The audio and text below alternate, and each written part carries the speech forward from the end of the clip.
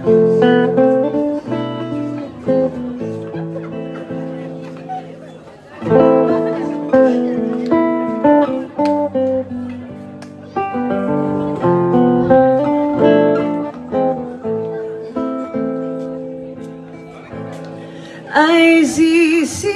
IZAY Nous eto intsony lasa lavitranga no tsy tazako eto intsony ny ahitra ho andrefantanàny niarahana nanala ny rindrina lelafiny orana tsy aharitra ny taona muti fefararivany ewa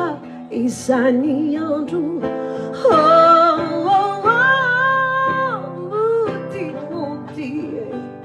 famiandry aneny aho an-tanàna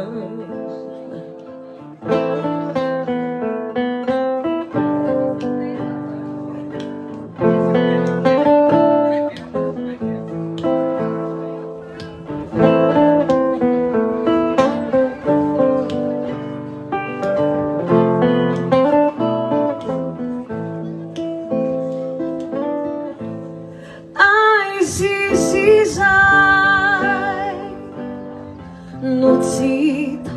eto intsony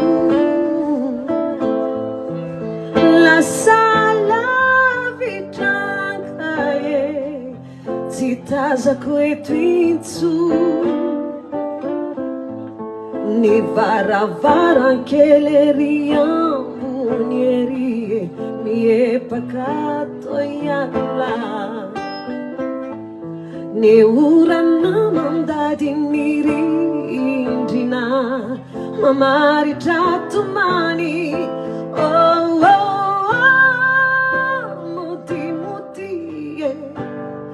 efarivany ewa izany andro muti famiandry aneny aho an-tanàna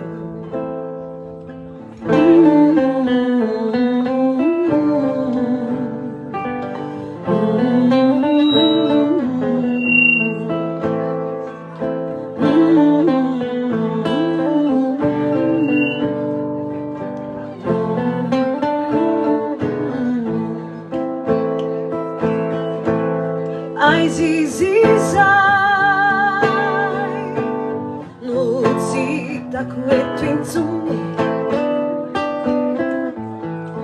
lasa lavitranga tsy tazako eto intsony ery andoasa alonaka malasa saina ihany manjoy miakatriny avô